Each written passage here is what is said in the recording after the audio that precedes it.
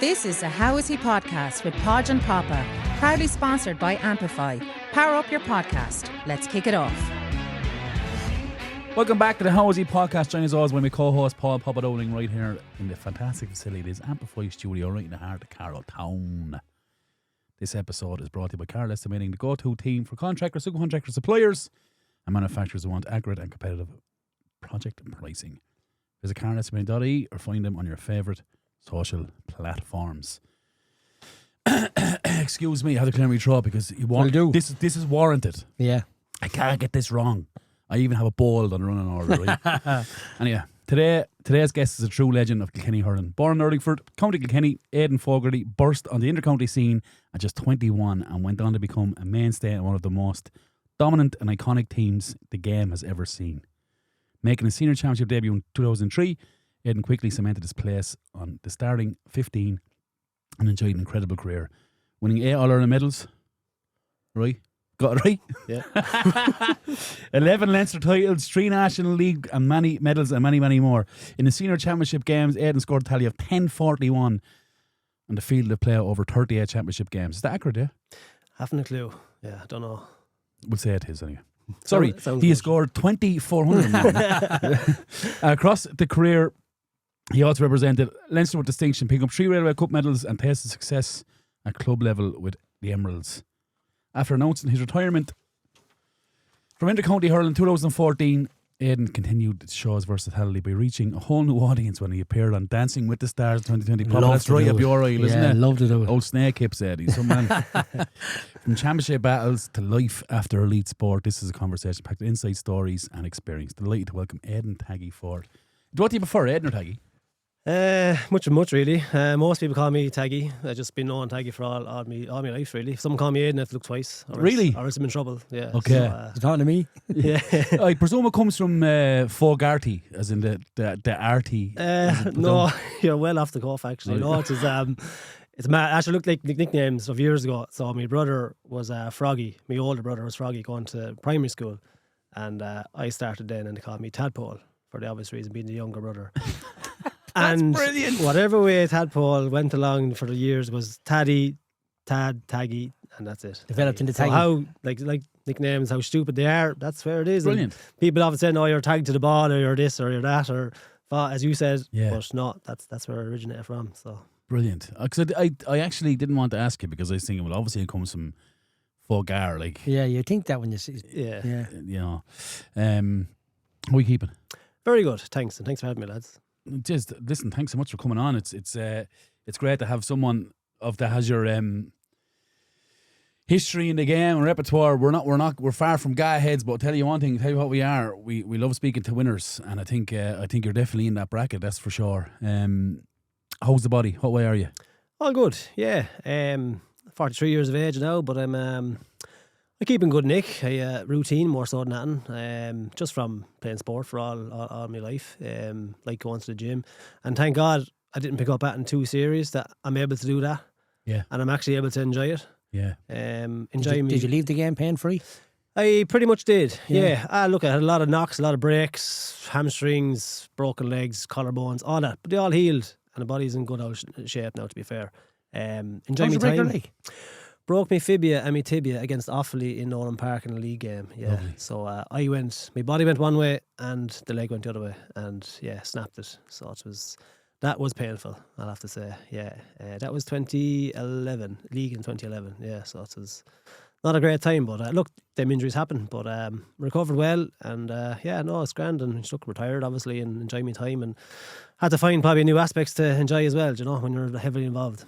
Are you playing anything now at all? A big club rat, no? No, retired at 39. Took over kind of a coaching role with St. Vincent's Camogie team, actually, would you believe? Oh, wow.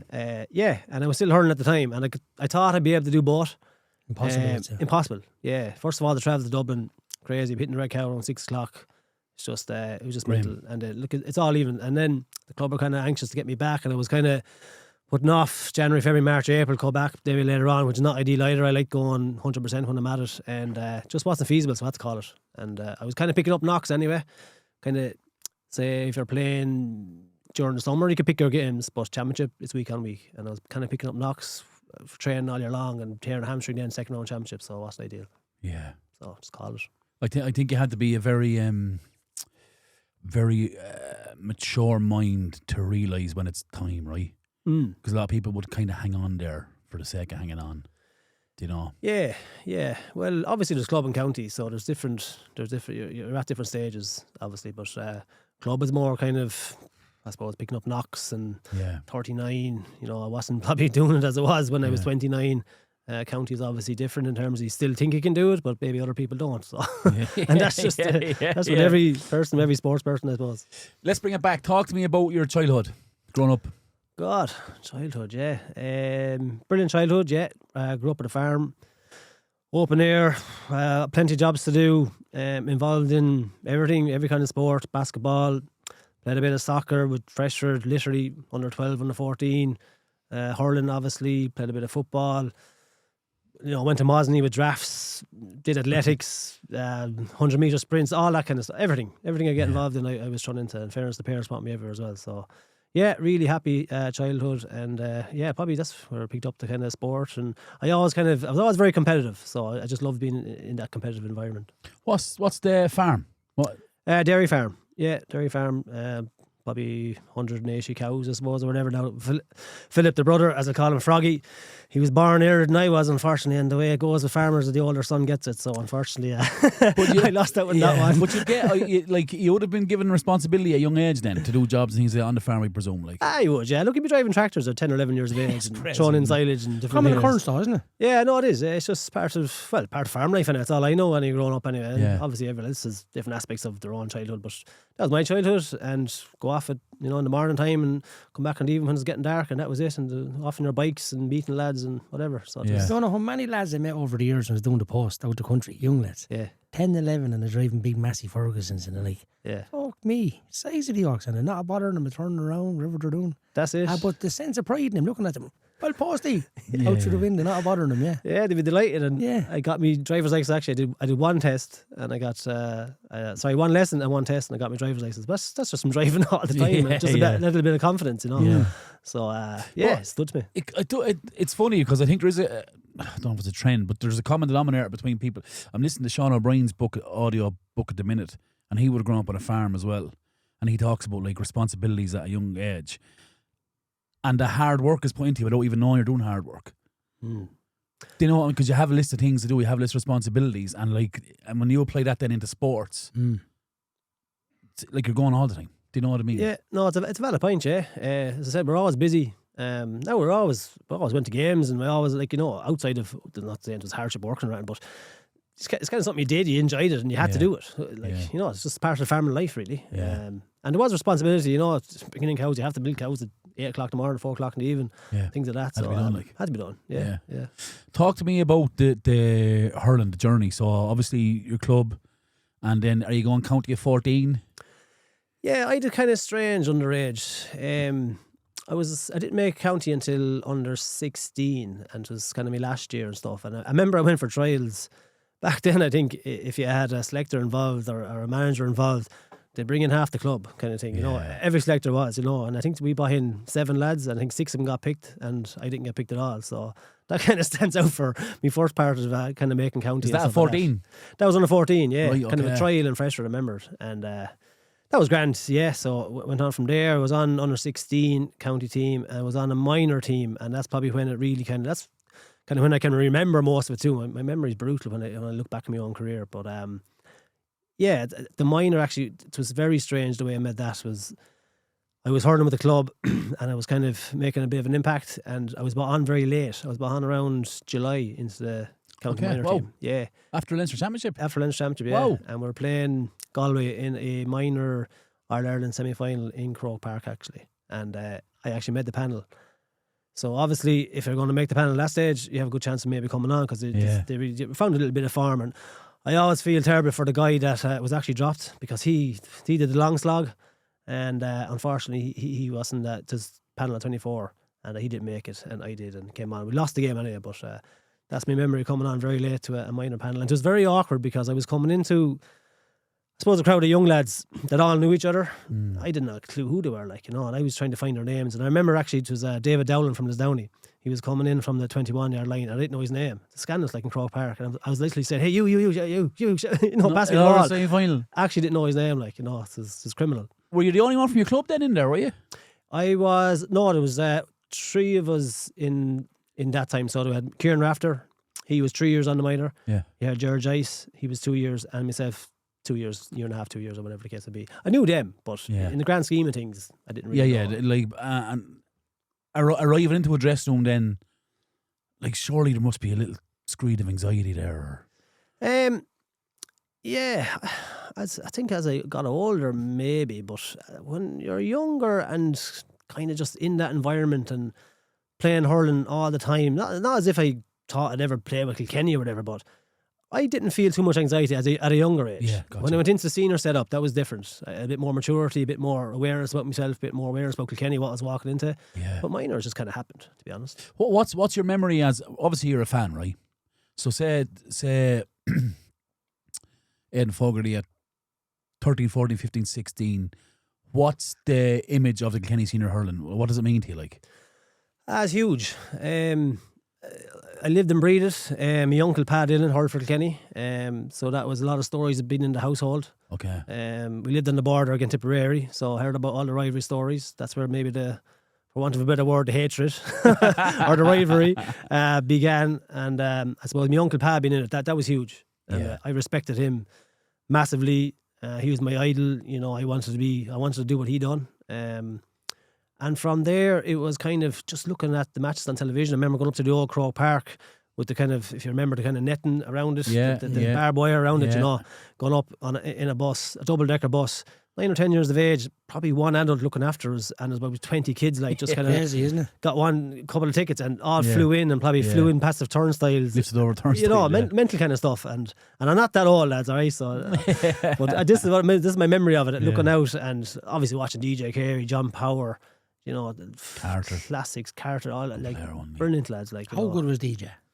DJ for me, as asked, like, who's your favourite hurler? And I think, or favourite sports person in general, but I think the person, how he makes you feel at that moment, your era, growing up, everyone has a different type of hurler because of the enjoyment they brought to you. But for me, DJ was absolute pure class.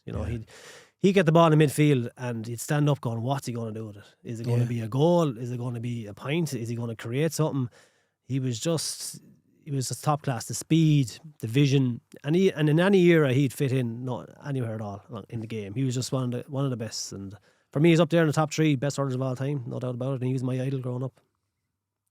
He's the closest thing I've seen to the Brazilian Ronaldo saying playing soccer. Yeah, the way he goes through the gears. Yeah, like DJ can go from first to fourth in a heartbeat, and that was one of his key strengths, wasn't it? Though, because he could. As a defender, you judge him. He'd be going at your pace as a defender. Yeah. But then he'd just, going past it, he'd make a break and he'd be gone 2 or 3 gears extra, and the defender's left for. But he's gone. Yeah, gone. Yeah, you can't catch him. Yeah, phenomenal. 2003, you made your debut, right? Senior debut. That's right. Yeah. Talk to me about that. Yeah, strange one. 2003, it was against Dublin in Carlow here, actually. Yeah. You're welcome. And I lined out. Sorry, you're right. I lined out in the full forward line with DJ Carey, Henry Shefflin and Aidan Fogarty, so that was a surreal bit of experience. A real hot afternoon. And I remember I was actually at home in the farm and pucking around with the brother. I'd say I pucked around for about an hour before the game. I was bloody drained going into it. Nerves? Excitement. Okay, yeah, excitement and just thinking I'm going to get me touch in, me eye and all that. And it was taken off in the second half. Played okay. But definitely ran out of steam, and I think score got a pint. Yeah, got a pint. I remember DJ threw me out a ball and put it over the bar. Yeah, so got 1 pint, but I was taken off then after that, and yeah, I think maybe kind of struggled maybe a bit that the whole thing being taken off. Oh, really? Yeah, even at that young age, and yeah, kind of maybe hit me confidence a small bit, and yeah. That was kind of the start of it. What's the mindset then when you're coming off? Where does the disappointment sit there? Like what? Just probably the feeling of I'm actually up to it. Okay. Because there's definitely a switch in terms of being on a panel and then actually making the team. So yeah, I came on in 2003 onto the panel, and actually it was 2003 I came onto the panel. It was actually 2004 when I actually made my debut. Yeah. So there was definitely a mind shift in terms of you kind of go in and you're kind of just training and you're enjoying it and the whole thing is happening around you. Yeah. There's nothing too much else asked of you. Yeah. Because the first year when I went in 2003, I came in actually for Charlie Carter. Okay. If you remember, he left the panel kind of in different circumstances after the league final. And he left in 2003 and I actually came on. So I think I was the only happy lad in Kilkenny to see Charlie Carter go. And I kind of got me chance then. Two, right? He's brilliant. Yeah, Charlie's brilliant. I know him. He's a brilliant, great guy. Yeah. Doing very well in Dublin actually at the minute. Training I can't remember the club, but the Dublin club. Got to the county final. But yeah, good guy. But yeah, there's definitely a shift. You're going to go through the motions, when you're in there first. And then when you kind of get a chance to play and then you're actually kind of in the mindset of playing, there's just a different shift, I think. Yeah, mentality wise. Did you play all your senior hurling under Cody? Or I was did. there someone else in charge first? No, all under Cody, yeah. So I was under 21, 2003 I was under 21 with Martin Fogarty. He was the manager. And Any relation? No relation. No relation. No. I think when I play good, he claims that I am. But Okay, yeah. he was nothing got to do with me then after that. Yeah. So, so Martin Fogarty literally under 21 and Brian Cody for all my senior career. Yeah, so I know nothing else, only Brian. Yeah. Talk to me about him. Yeah, he's he's a legend in the game, great guy. People have different perceptions of him, but what he's done for Kilkenny Hurling is just huge. I don't know whether it'll be done again. He kind of, I won't say created a culture in Kilkenny because there's always a culture there, but kind of recreated a culture in Kilkenny in terms of kind of honesty, humbleness, not getting too ahead of yourself, the basics of hurling and the Kilkenny jersey. I think he definitely brought that to Kilkenny Hurling and the club scene itself around as well. Yeah. Great guy, do anything for you. But very stern in ways. Like Brian kind of, I felt, went through a transition as well. Okay. So early days, 2003, 2004, he mingled with the players a bit. Like I remember going, no, weekends away now, they're going to Spain and stuff. We went paintball shooting one Saturday night for God's sake. And no, he had a few cans and he sang a few songs, Right. with all the gang, with the players. But he would have said himself that he got too close to us then, maybe around 4 or 5 when Galway bet us, I think in 2005 in the semi-final. He said he kind of got too close and stepped away a little bit, and then that's when the cold Brian Cody kind of came into it. That's a winner's mindset though, right? It is, isn't it? Absolutely, yeah, 100%. And he probably could make clear decisions that he wasn't as close to players. He was attached to you, like. Yeah, so he was cutthroat. But what I admired about him, first of all, for myself personally, I'm not too sure I'd be on that Kilkenny team without Brian Cody. So, Why do you say that? because I was a different type of player. Like, there was so much talent in Kilkenny, and is so much talent in Kilkenny currently, but back then, like, there was just brilliant players with names. I suppose I felt myself that I kind of had a great mindset and a great work ethic, but skill-wise, I wouldn't have been up there with the best of the best. Like, I held the hurl wrong. Like, I struggled to strike off my left-hand side at times. I wasn't great in the air. So they were probably my downfalls, but I really had a good work ethic, and that was Brian's number one thing. Yeah. Work rate Honesty as well, yeah. from a forward. And I think that's what he actually brought to the game as well, the work ethic from forwards. Like, forwards often just stood up and the ball being cleared and it's up to the defenders to defend. Yeah. But he really brought that in. So I think that's what I have to say. I might never been on the Kilkenny team only for Brian. But in saying that, he was cutthroat. But what he always stood to his beliefs, no matter what it was. If he felt you were good enough to play, he'd play you. If he felt you weren't up to playing and you thought you were up to playing, well, his decision was final. Yeah. So you have to admire it. Never questioned. No, never questioned. No, like, he often talks to selectors now and stuff, and they'd be in Langton till 4 or 5 in the morning trying to pick a team. But Brian always get, like, and in fairness, it comes back to the manager. But he wouldn't put the arm around you. He wouldn't hug you. My career especially, I think I often got, I suppose, the curly finger in matches. If there was a switch to be made, I often found that I was the man, being taken off or being left off. And that's fine, 100%. Because other times I made a team when I shouldn't have been on it. So that's just sport. But he definitely had his values, and what a motivator! Just The way he speaks. Oh, brilliant! Just really real. Makes the dressing room. Sometimes you can have this false thing. You're kind of in a dressing room that you're trying to look for something to give you motivation. But whatever it was about him, that he just brought it down to brass tacks and just kept it so real that you'd just say, yeah, he's dead right. And you'd be just driven. Like, I never forget after the 2012 Ireland, we were a bit down, played poor against Galway, draw match, replay 3 weeks time, and we were kind of, let it kind of slip. brought us in before the meeting and says, lads, I don't know why you're down for. He goes, some lads never play in All-Ireland in their whole lives. Yeah. You're going to play in 2 All-Irelands in 3 weeks. Straight away, the dressing room just changed, like, That's just brilliant. the excitement, like, just, Isn't it? and just real. Just real stuff you can grab, like, not none of this fake stuff. I seen a snippet of him there a while ago on the excellence speech and demanding excellence. See that? No, it's kind of I see that a good bit actually. Yeah. But there's so much weight in that.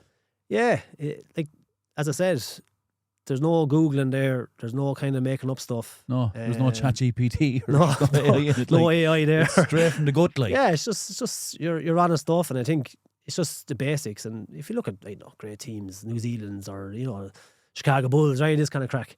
It's the basics that they always work on. And 100% agree with you. And even in the terms of play, like all the space and how to find space and working tactics, need all that as well. But if you can't hit the ball straight to hand, if you let it drop on the back foot straight away, it's going to break down. So yeah, basics in every aspect. But he has the room, hasn't he, when he speaks? 100%. Yeah, has a presence, has a room. But I don't think he demands it. No, I think it's like as you said. I don't think it's artificial. He's earned it without demanding it. No, I think it's just the man he is. I don't think he demands it. I think it's just a natural thing to him because you said it. A lot of people can act that role. A lot of people can go into groups and act something without feeling it. Like I go back to the excellence. I'm listening to that. I'm thinking that wasn't pre-rehearsed. No, none of his stuff is. That wasn't pre-rehearsed. No. That's done. Yeah. He might have something on his mind to get it off, but nothing is pre-rehearsed. No, absolutely. And I think you hit the nail on the head there. He's earned it. Yeah. He's made big calls in matches. He's made big decisions. He's a winner. He's a motivator. He loves hurling. He loves Kilkenny. Them simple things. He's a principal, right? Is he? Yeah, he was a principal of De La Salle. He's retired now. Yeah, he was a principal of De La Salle. Is he involved in anything at all now?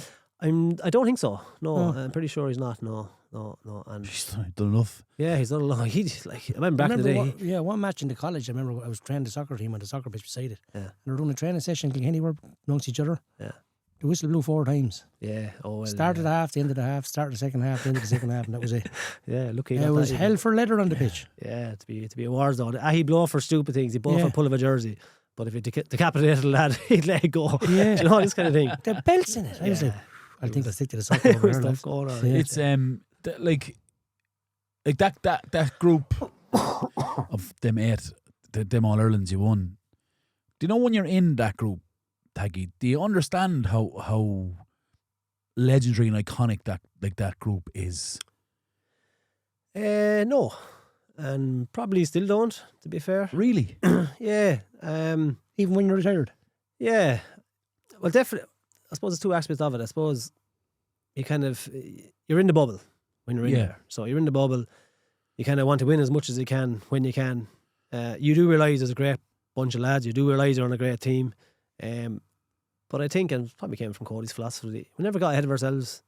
Really, really nice guys. Just good lads, honest lads. Never, no crap out of them. Like just good crack. Like lads are saying, or like squares going around. We had brilliant times. Oh God, we had. Did I see a clip after the Monday Club after All Ireland where he arrived at someone's house? Yeah, Tommy's house. Yeah, so whenever Tommy Walsh's house, yeah. So we bet. I'm sure it's Tipperary because we're heading out for Urlingford. I used to bring the boys out to Urlingford when we beat Tip right in the border. Of course you did. So out to Michael Dyle's like a bonfire right in the border. Yeah. So we did it the first 2009. We bet in Ireland, and they all came out to Urlingford on the bus, and it was a brilliant crack. We had a great day.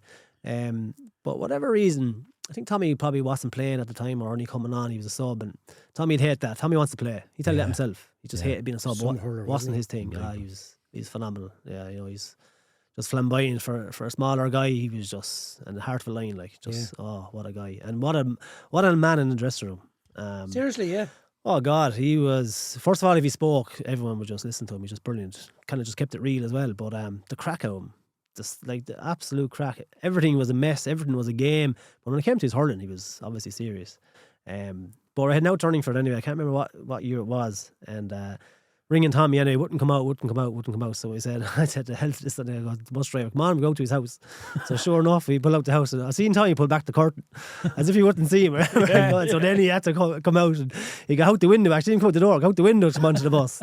So I got him out anyway for a couple of hours, and it was good now. It's a good crack, but he's a mad joke. Yeah. Is it does the celebrations ever get monotonous? No. Like they're always constantly enjoyable. Yeah, it's. I suppose you're talking about winning a couple of our errands, and we did. That was part of maybe our motivation as well. Yeah. To get back there, to get back on top, to know what's coming down the line, to know what the week is going to be ahead of you. You know, City West the Sunday night. Yeah. The Monday coming back down the train or the bus afterwards. The parade. The Monday night chaos, and then the Tuesday the Tuesday with the lads, the Wednesday with the lads, you know, in our own kind of little bubble. The crack you'd have. Like we had darts tournaments. We had. I remember he might want me to say, so I remember Sean Cummins was wearing a red T-shirt, and we had him down just lying on the ground, and he was the red carpet, and we're all walking over him on the way out, and PJ Ryan was doing the hosting. That was crazy stuff. I think there's Andy's actually close since, but anyway, I don't know, just mad stuff like that, but good crack, like no messing as such. Yeah, you know. It's I am kind of obsessed with the group, right? With the successful group, and how good you were. And you mentioned the bubble. Do you think there's a point where you look back at it and you're like, oh wow? Yeah. So just to answer your first question, yeah. So you're in the bubble at the beginning, but then I think when you're outside the bubble, first of all, you don't realise what it means to lads inside in the county. Oh, that's a big part of it, isn't it? Yeah, it's huge. I didn't really realise that. And we always went out to the schools and stuff with the cup and all that.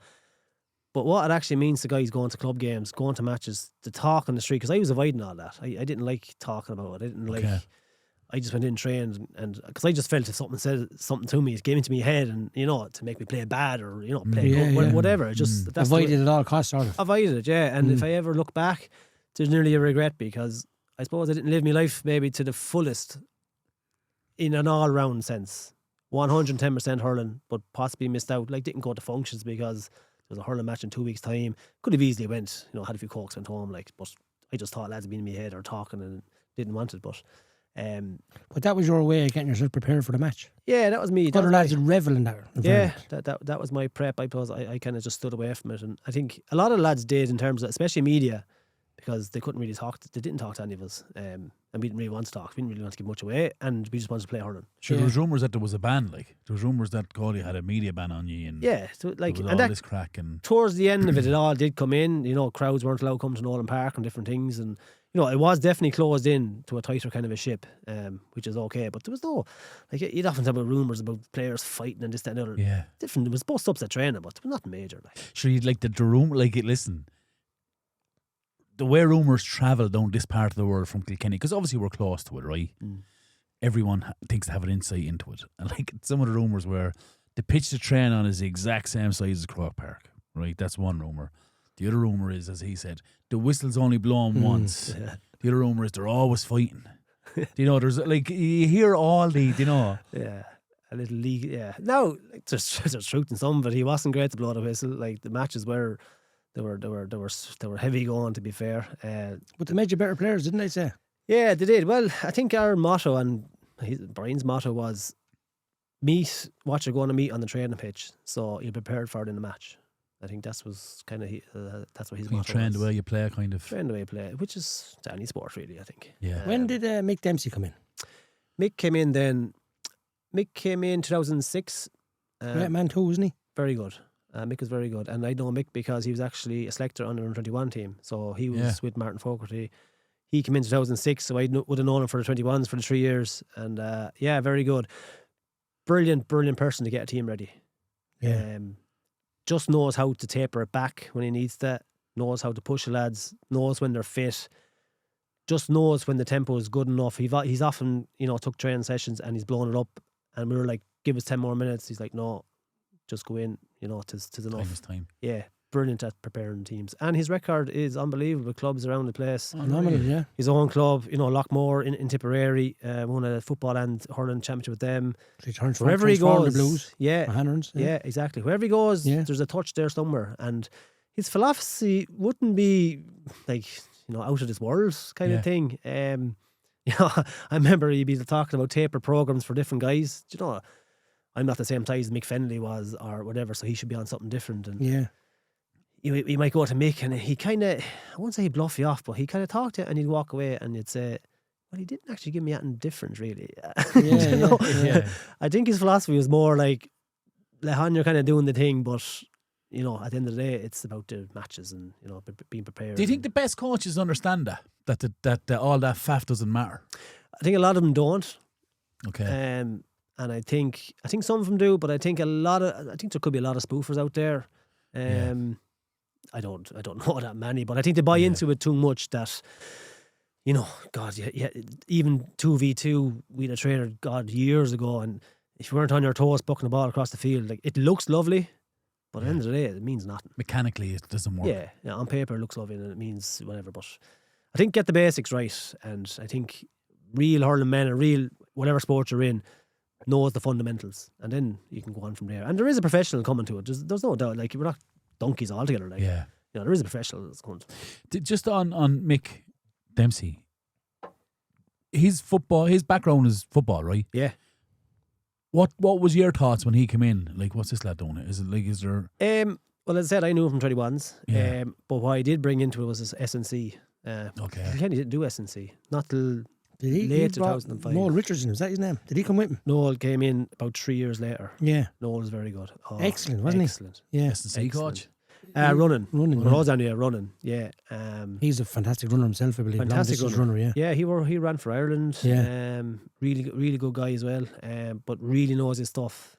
He was very good in terms of lads being injured, taking them to the sidelines because you're in a lost little place going in and there's 30 lads playing hurling and you're trying to do up run, and he was motivating you kind of on the sideline as well. Yeah. But really knew his stuff. You asked anything to Noel, he'd have it down to a T and he'd taper it for you. He was intrinsic. He's not going to bluff you with an answer. No. It's a proper answer. Oh, 100%. And you're going, okay. Yeah. I'm convinced there now. Yeah. And he just knew by him, he knew it, and he had the credentials to back it up, but you'd even know by talking to him. He was brilliant. But he bought the run, and Mick Dempsey, S&C, as I said, we did nothing in terms of S&C. Then 2006 it all started to kick off, and he brought the weights kind of into it and different things like that, yeah. That side of sport and coaching translates across all grades of sport, right? The S&C? Yeah. Yeah. Oh, 100%. I know it's probably tailored different to different sports, but I think it's probably come, if not level or bigger than the actual coaching of the fundamentals of that said sport. I think at the elite level. Yeah. You know. Well, people, I think players enjoy it, first of all. Yeah. I think they like the way these days, I suppose, they like the way they look after S&C. That's a big part of it. Like. Yeah. So it's cool to be fit now. Yeah. Oh, yeah. First thing you do is go to the mirror, young lads these days. Yeah. 100%. I see it in the gyms myself, and you know, there's an extra ripple there now. It is. So and wash me clothes in me belly. Fuck off. Yeah. So they enjoyed, first of all, and I think second of all, it's a huge help to teams. You know, in terms of breaking time, but you have to tailor it to what you're doing. You know, doing the gun show and all that is grand for the guns. Has to be specific. It does. Yeah, I think so. And has to be specific. Yeah. I think with clubs, they bust into it this time of year, January, February, then they kind of lose a little bit, but you have to keep it up, you know, because you do lose that little bit of essence in terms of, you know, even the core, and you pick up niggles and knocks because you've stopped doing it. So I think it's important to taper it off slightly, but keep it up. But I think it has to work. I agree with you of the clubs. I talked to a lot of coaches, a lot of players in senior football, GAA, right? And you've said it. They're going in at this time of the year and they're smashing the gym over it. And the question I always ask their coaches that I speak to is, how do you win a game? What do you mean? How do you win a game? And I say, you have to score more than the opposition, right? So there's no dumbbell you lift or bench press you do going to achieve that. So I actually think they're on par. I think the natural skill of the game can't be behind your S&C for me. Because I think you're only going to fool yourself.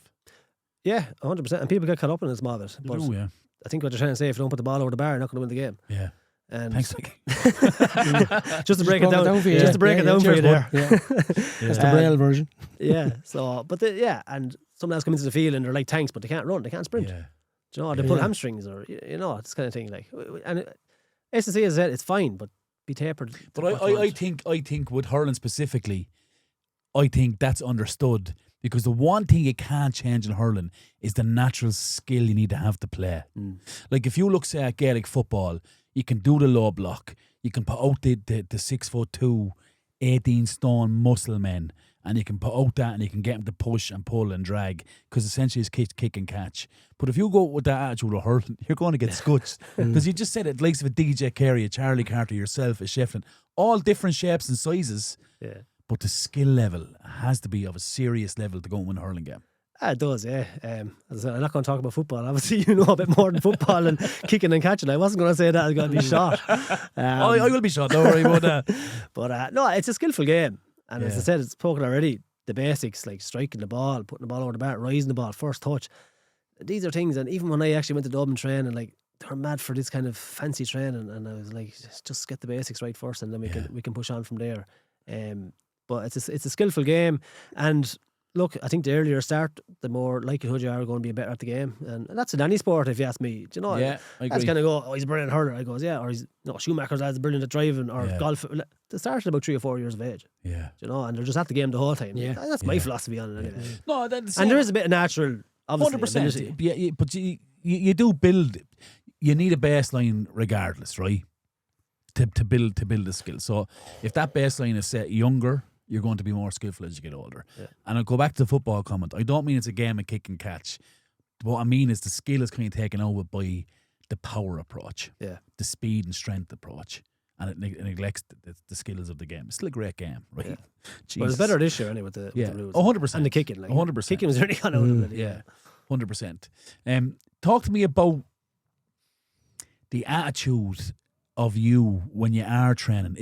Is there a fear that someone could get me fucking jersey here, or if I don't, or if I can't, or every day. Is it? Yeah. How do you carry that? Yeah, that's well, it's a motivator as well. But yeah, I definitely had that through all my career. Someone taking the jersey, or the worst of it is when you're injured and you're on the bench and you're looking in, or even when you're not starting. And you're, and this is the truth of it. You're on the bench and Kilkenny are winning, and your lad is going well in your own position. And in some ways, you kind of don't want him to play well, you know. Yeah. And if he doesn't play well, then Kilkenny mightn't play well. And then you're kind of thinking, well, if Kilkenny don't play well, then they need me, kind of thing. This kind of daft stuff. But like, I think any kind of sports person would be kind of half thinking like that, kind of thinking he's going to take me a place. I don't want him playing well. So that was definitely a thing. And I think Brian, I suppose, implemented that as well in the team, because he made big decisions. He made big calls. He didn't care who you are, what you were. If he thought this was right for the team, he'd make the call. So we've seen him making big calls. Yeah. And even in dress rooms and meetings, he'd be saying the jersey's always up for grabs. So I'd say nearly every meeting we had, he mentioned that. Wow. And I remember walking out of a meeting, and Tommy Welsh said to me, "God, you really be after a game to keep your jersey." And I looked at Tommy, he'd probably have 8 or 9 All-Stars. Yeah. And if he's saying that, that's what he was thinking like. So he really kept us on our toes. Like, when did he name the team? Day before match? Friday night, Match on Sunday. Friday night match on Sunday, yeah. That's the way he used to. Is that a traditional thing in Kilkenny, or is it a Cody thing? Well, I only know Cody, so that's what he used to do. Okay. Yeah, he'd flip the chart, and he'd go through, he'd name the 15, and then he'd go through players kind of individually, one or two lines for every player, and name the panel, and that was it. Yeah, fairly basic. When he comes to you, 13 or 15? Say it again. You number 13 or 15? 15. So when it comes to 15, what's the 2 lines that stands out to you that you would have said it to you? I suppose just buzzing, be on your feet, movement, and working hard. They were probably the things. I think if Brian said to me, like, but they are basics, they are basic. Yeah. He used to always say buzzing, be buzzing. Yeah. You know, be on the move, just be hard to mark. But that's another way of saying being in front of your defender, isn't it? Yeah, exactly. Yeah. Or moving across first to the ball has a good chance of scoring and hurling, basically. Yeah, exactly. Yeah. So, and different defenders, he'd be like, "Look, just get out in front." Like, lads, there was no magic to it. Like, honestly, there wasn't. Like, but there's no secret, as you said. There's no secret. As you said, if you can get in front of him, if you can catch the ball, you've just gained possession in the final third of the pitch. Yeah, we might score here. But lads used to tune out, like, he'd flip the chart. So if PJ Ryan offered home, like, he's in the goals, he's one. So PJ Ryan, And then he'd be tuned out. He's grand. He's happy. He's playing. So he take a glimpse at the rest of the team then. And I was talking to a lot of lads, and like once their name was named, they're happy out. Done. I was 15. I had to go through the whole lot before I came to me. Yeah. So, What do you think of the current situation in Kilkenny? What do you think of the group that's there now? Yeah. Good group of lads. Obviously, Derek, my own clubman, is managing. Derek Ling, good friend of mine. Good player as well, right? Good player. Oh God, solid. Yeah, brilliant player midfielder. Yeah, good, really good lad.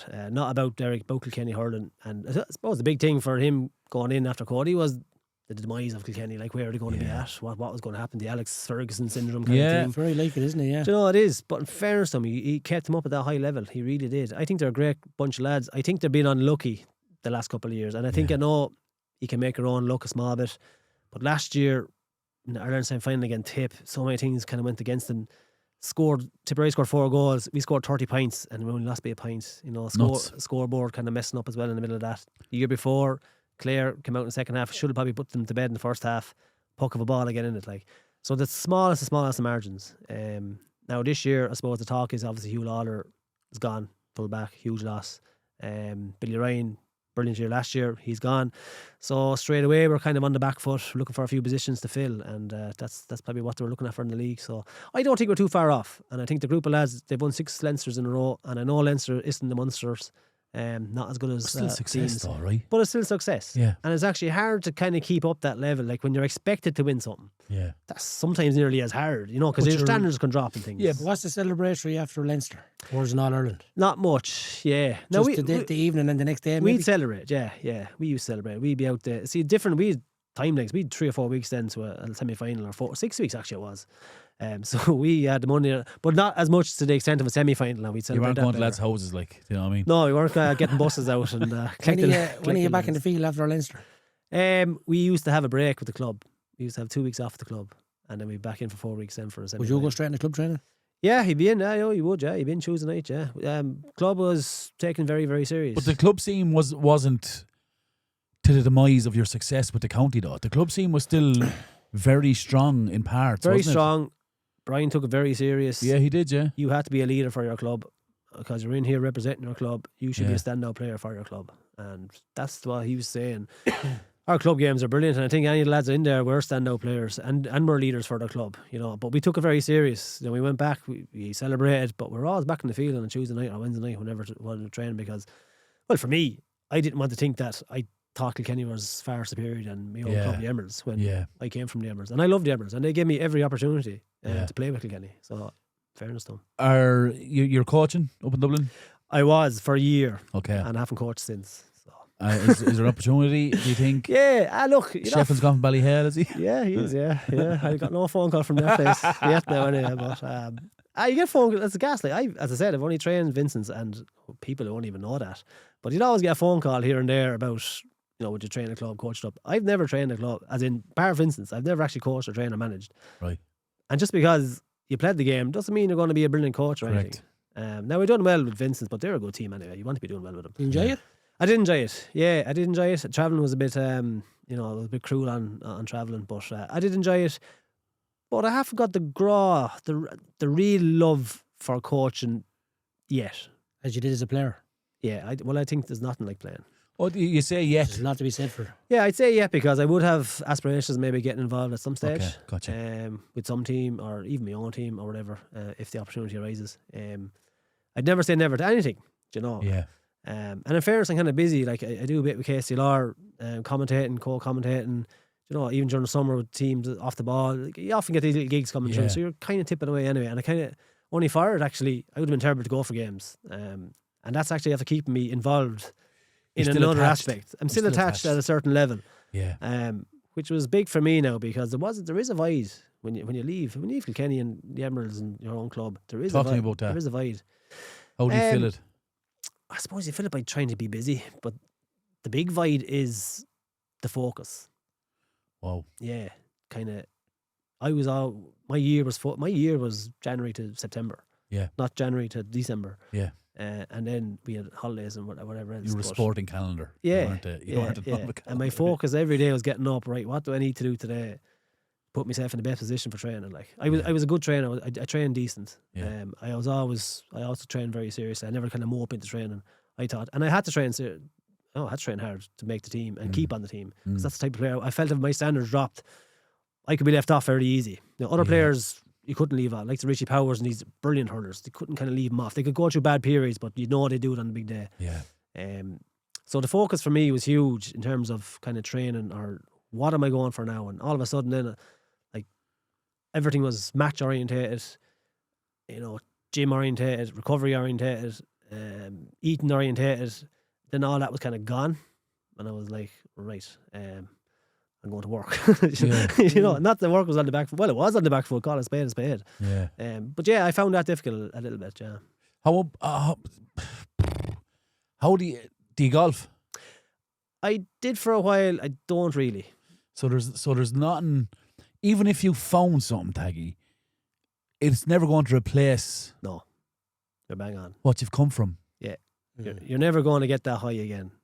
Which I think is absolutely, unless you're going to recreational drugs, you might, right? I wouldn't recommend them. But do you know what I mean? Like, so I suppose I can easily see how people fall into kind of a pit there. Yeah, because there's no replacement for what you've left, right? Yeah, and you'd often read books and read articles and stuff about professional lads and soccer players and rugby players and different things, and how they kind of fill the void or whatever the case. But for an amateur sport, it's now in fairness, they have work. The professionals, they kind of that is their work. So when they leave, they're gone. Yeah. You have their club, which is huge to go back to as well after the inter-county scene. That really does kind of ease it a bit. But after all that's gone, as I said, I'm lucky. I do a little bit of radio, do a little bit of media. Very lucky in that terms, and busy at work. But that focus is, and that high. You're probably chasing that high for a little bit longer, or you feel as if you feel as if you're underachieving. Yeah, if you get me. If you weren't commentating, do you go to the match or watching the TV? I'd watch a lot of them on the TV. Yeah, I'd probably go to them now. Say, if I didn't commentate, I'd probably be going to them now. But at the time, I just watch them on TV. Yeah, I was very poor to go to matches. Yeah. When do you, in your retirement, come to the realisation that I can't replace what I've left? Is that a harsh realisation? I don't know if I actually kind of realise it. Can't replace what I've left. I think you just have to kind of, I suppose you said, outside the bubble, kind of reminisce a little bit and say, look, it was great times. I was very lucky. I want a Munster Union, lads, please. Yeah. Can we get a bus and go to Tommy's house? But yeah, it's kind of realisation. Look, great times, but I have to put it behind me now and move on. That's it. That's what the size of it like.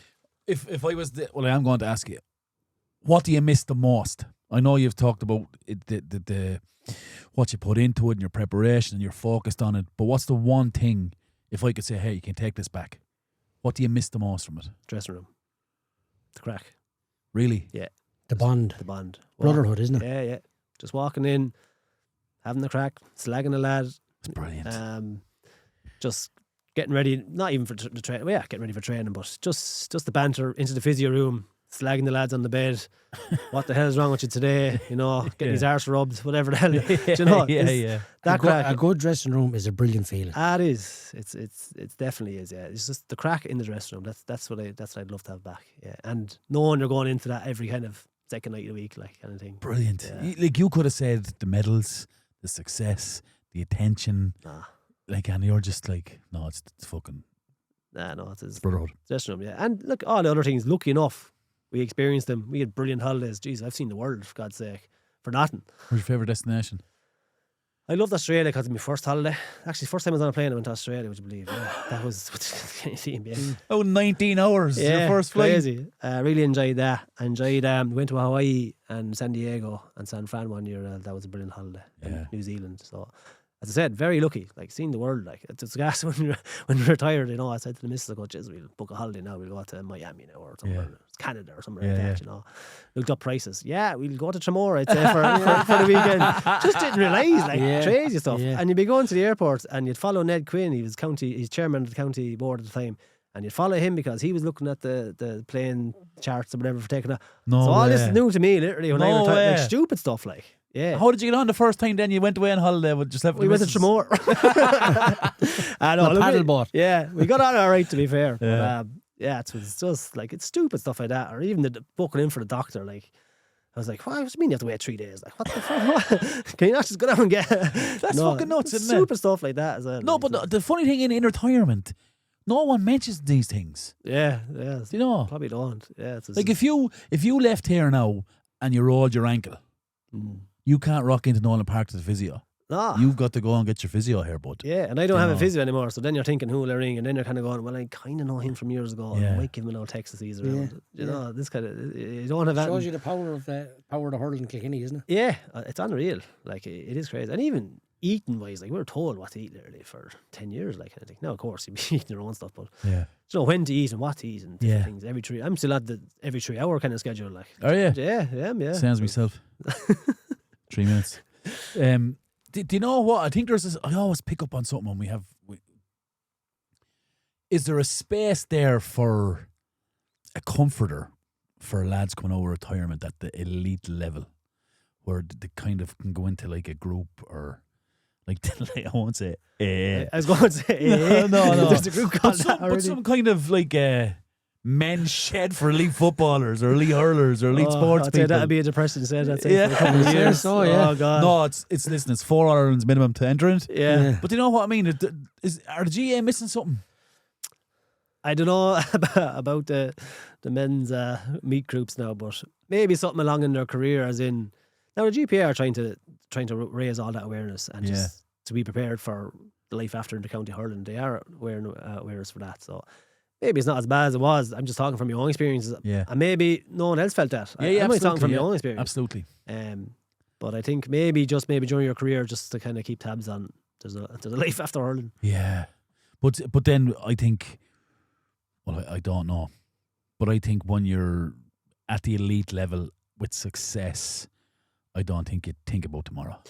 No, you know? no matter what, like, even like you saying your job, whatever, like, my one focus was hurling.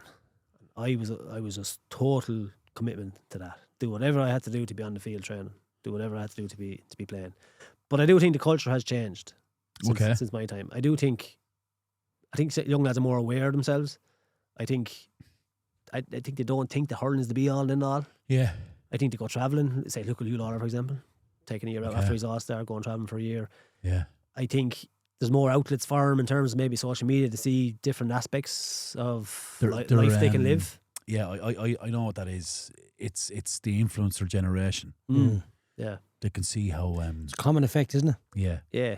No, they can definitely see a different lifestyle, that they could enjoy, and it wouldn't be the be all and all if they get it up. But they don't really have to work by doing it. Yeah, exactly. Yeah, and look, it's probably a good thing, like, for them to be more aware of it all. But that's not a description of everyone of that generation. No, not a lot. No. You know, there is still some that would have the same application that you had, and the same, like, I presume with your employer, you must have had a quite good relationship with your employer.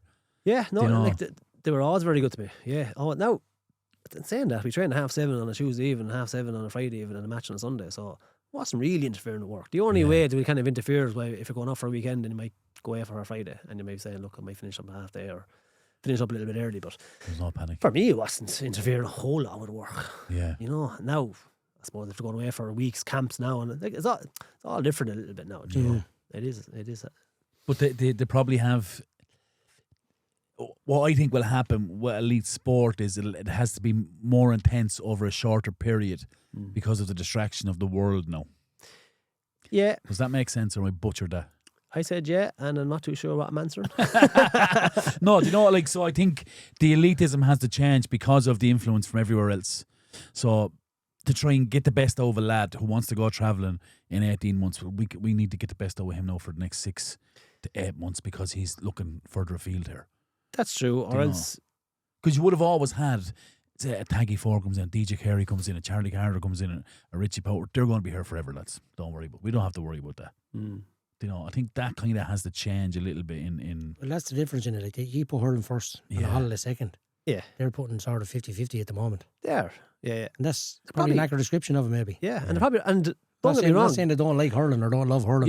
They're still giving hurling 110%. But just something else in the background where there was nothing else in the background, which was like All Ireland title only. That's it. That was it. Yeah. Well, that was my focus. No, I'm not saying the players these days, but there's definitely, I think, they still give the same commitment, but I think they know that they can still live a good life somewhere else, or maybe try something else. Yeah. And maybe going out, you said keep him for 6 months and train him and get the most out of him. Yeah. Maybe Hull come back after a year could be the best thing ever for him. Absolutely. You know, after a reset. Like, yeah. who's to know? Absolutely. Yeah. I have one more question for you from me. Talk to me about Dancing with the Stars. Yeah. Was it on your bingo card at all? Oh God, absolutely not. No. I often think I don't know how they got my number. I don't know how the hell they thought of me, because I wouldn't have been, even if they were picking someone from that Kilkenny team, like there was way more prominent figures than me. Like, so I don't know who gave me name. God knows. What's it like when you get the call? I'm producer here for. Yeah, honestly. Like, all right, go away, Egypt. Genuinely, like I talked to some lad and I was like, okay, so he rang me. I think he said Adam from Dance with Stars RTE, and I was like, yeah, just let him go on. Yeah. And I was like, this lad is taking the piss out of me here. So then he kind of talking kind of proper stuff, and would you go up for a meeting and stuff? And I was like, right, yeah, I will, yeah. So then he gave me the date and all that, and I wrote it down, but then hung up and said, that lad's not. But then I got a text on Instagram, just with all details and all that through private message or whatever, and yeah, just a proper guy, and I was like, Jesus. I was like, what the hell is this about? So, what's your first feeling?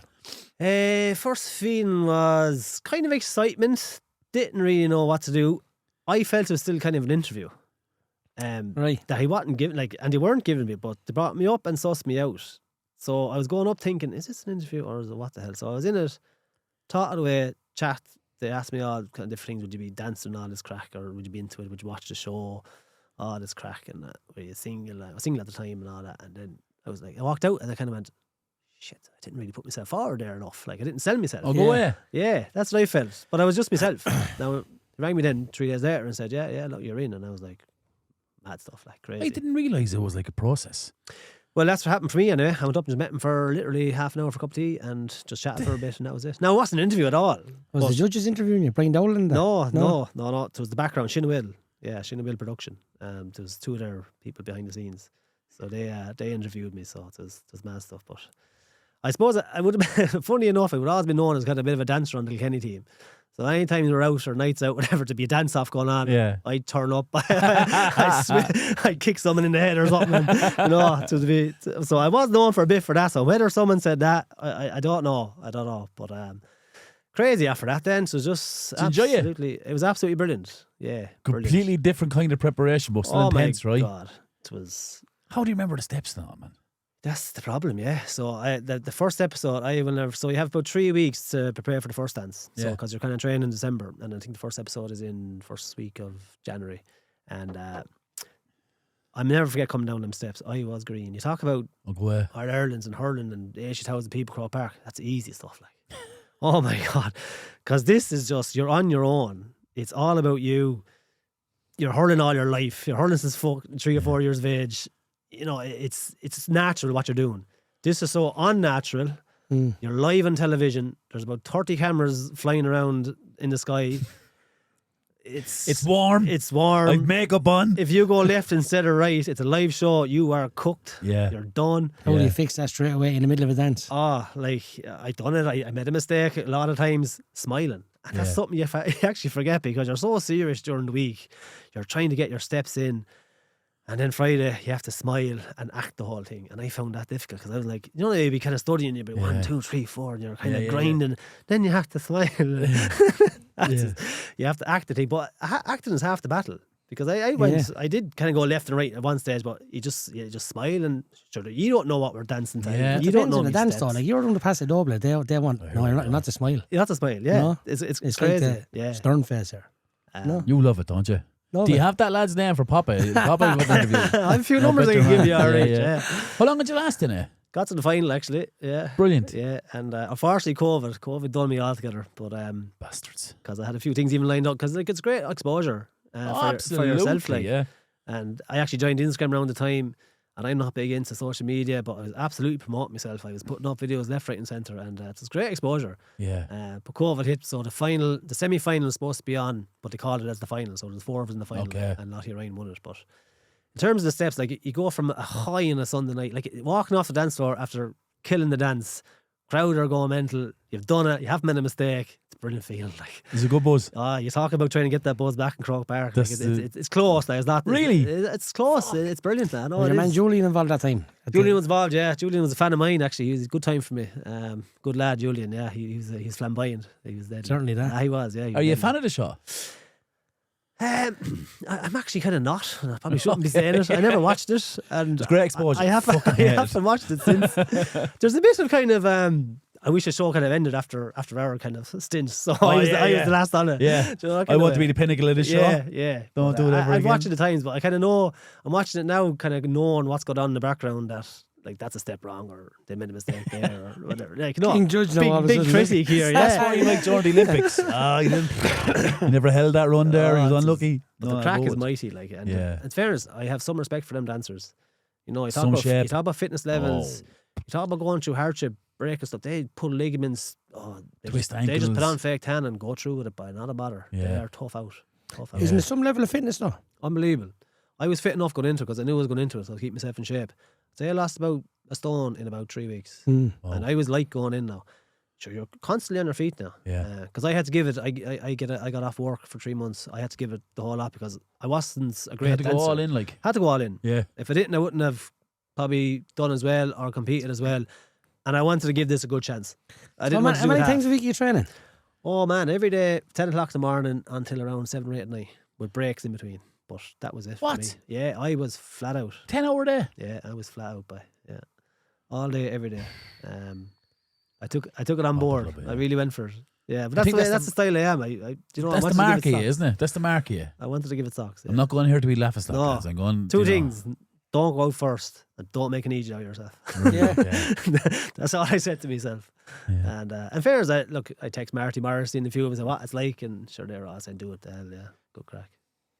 It's nice, yeah. Brilliant. Anyway, we have Brilliant. quick fire questions for you, Taggy, right? Quick fire questions brought to you by your neighbourhood cafe and roastery on Barrack Street in Carlow. Sourcing and roasting single origin specialty coffee for cafe, wholesale and retail. Making the world a better place, one neighbourhood coffee at a time. Hashtag, it's saying hashtag, I don't know why. Hashtag love where you live, see neighbourhoodcoffee.ie, Papa. Go. Okay, here we go. Best hurler you ever played with? DJ Carey. Yeah. Brilliant, wasn't he? To say, just brilliant. And I didn't play him at his pinnacle. Yeah. But he was my hero as well. Yeah. So now there's a lot of players like Henry Shefflin, JJ Delaney, Tommy Welch. These lads are all up there with him as well. TJ Reid, like they're all in the conversation. How good is he? TJ is class. Do you know, he's done it for 20 years now. His adaptability. Do you know, he's Busy man as well, right, with the gyms and all. Yeah, busy man, like. busy man, yeah. 2 kids, running the gym, has a bit of a farm at home. But his ability in clutch moments in the game, just to catch a ball, win a free. You know, and he's evolved as a player as well. You know, he started off, I remember he brought him in, raw talent, brilliant, work rate wasn't up to it. And Cody told him that, like. Yeah. But let's say 5-6 years is all about his work rate and getting blocks, getting hooks.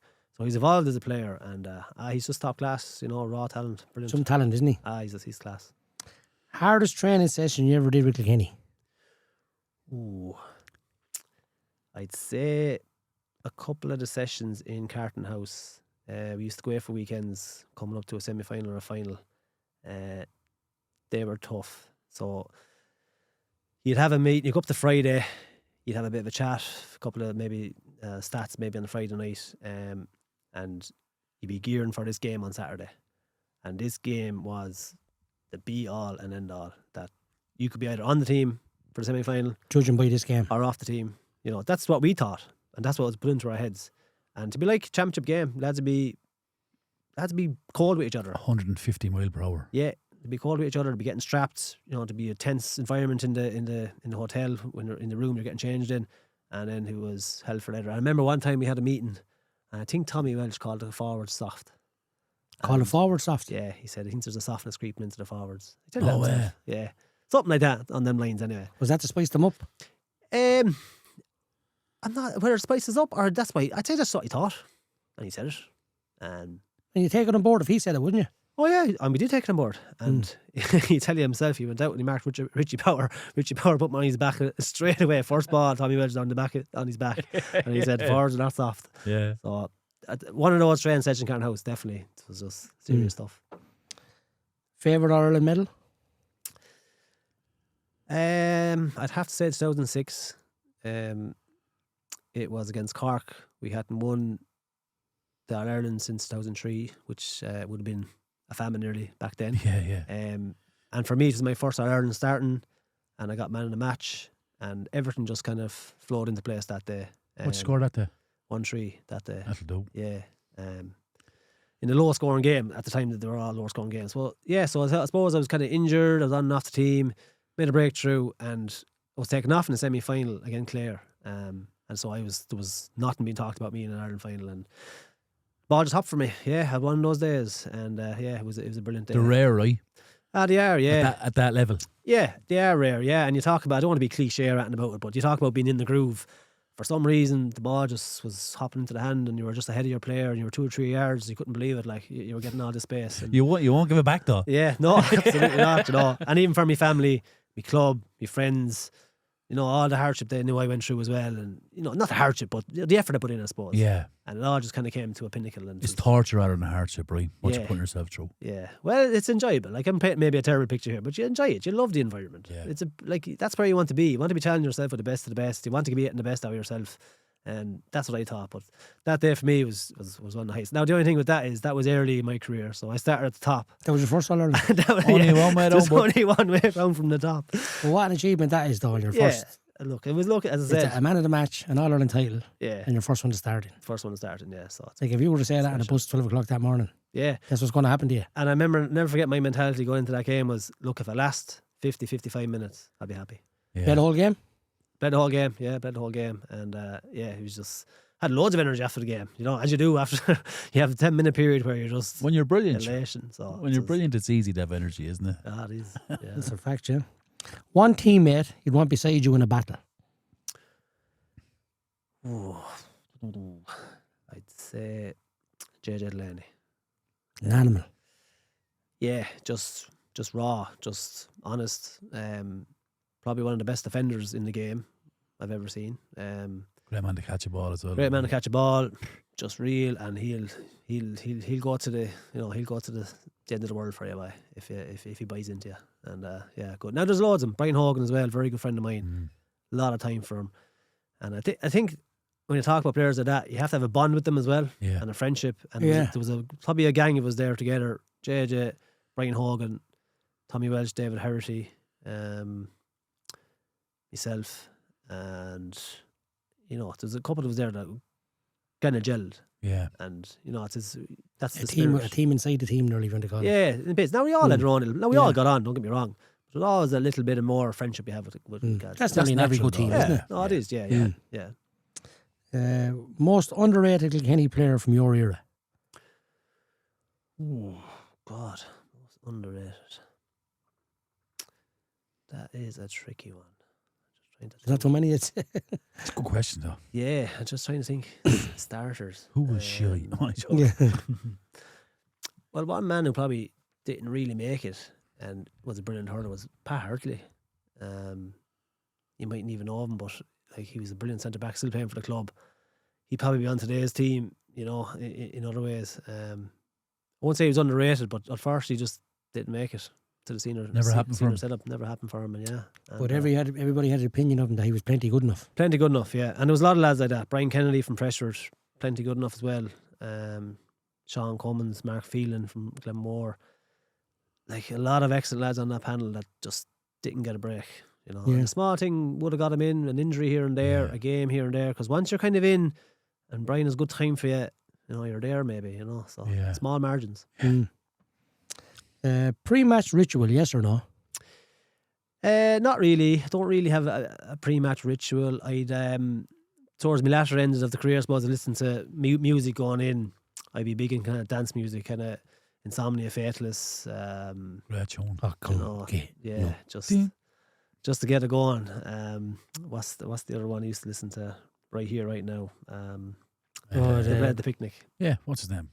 That by Slim. That by Slim. Yeah. Yeah. Normal, Yeah. whatever So it's all I'm Normal going to use, I Coke. suppose, to get the hype up. But I used to wear 2 socks, Cork pair of socks actually, because I went to CAT in Cork, and I used to put the Cork underneath the Kilkenny ones. And that's Did you? Did you?